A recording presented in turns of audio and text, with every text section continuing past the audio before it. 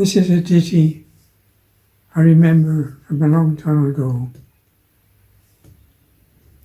So this is the tale of Sonia Snell, to whom an accident befell. It happened, as it does to many, that Sonia went to spend a penny. So entering in modest grace, the properly appointed place provided in the railway station, wherein she sat in meditation. Unfortunately unacquainted, the woodwork had been newly painted, and this made poor Sonia realize her inability to rise. She kicked and struggled, pulled and yelled, but found that she was firmly held.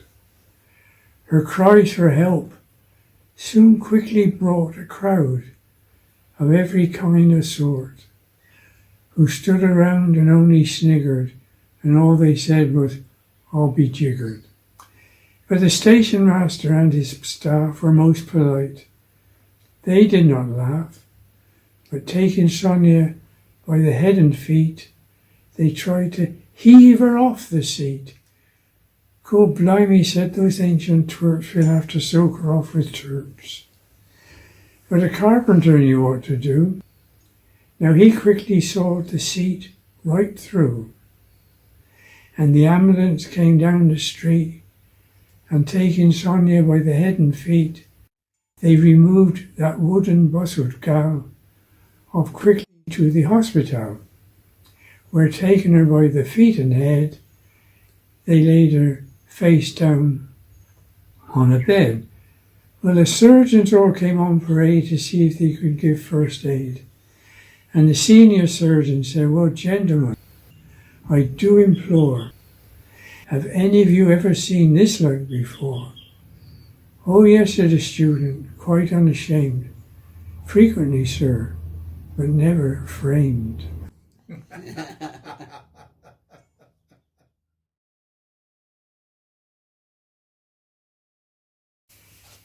There's a famous seaside place called Blackpool that's noted for fresh air and fun. And Mr. and Mrs. Ramsbottom went there with young Albert, their son. Now Albert had his best Sunday suit on, and my word, he did look a swell. And he had a stick with a horse's head handle. 'Twas the finest that Woolworths could sell. Now they didn't think much of the ocean. The waves were all fiddling and small. No wrecks, nobody drowning, in fact nothing to laugh at all. So seeking for further amusement, they paid and went into the zoo, where they'd heard there were lions and tigers, aye, and old ale and sandwiches too. Now there was one big old lion there called Wallace, and his face was all covered in scars, and he lay in a somnolent posture with his head stuck up close to the bars. Now Albert had heard as how lions are supposed to be ferocious and wild, and seeing Wallace lying there so peaceful like, well, it didn't seem right to the child.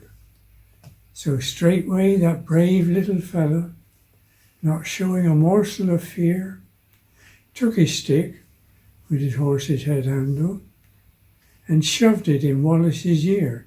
Well, you could see that the lion didn't like it, for giving a kind of a roll, he pulled Albert into cage with him and swallowed the little lad whole. Now Pa had seen what had happened and didn't know what to do next. So he called, "Hey Ma, young lions, that's our Albert." And Ma said, "Well, I am vexed." So Mr. and Mrs. Ramsbottom, quite rightly, when all said and done, complained to the animal keeper how his lion had swallowed their son. Well, the keeper was quite nice about it. He said, he said, "What a nasty mishap. But are you sure it's your son that he swallowed? Ma said, are we sure? Here's his cap.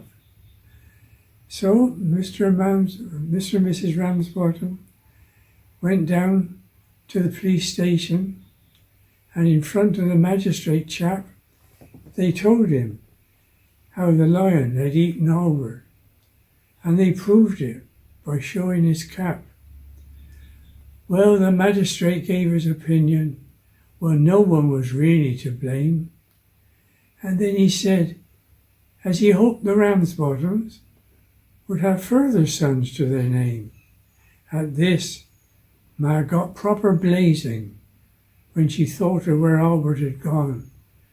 She said, nay, spend all my life raising children to feed bloody lion, not me.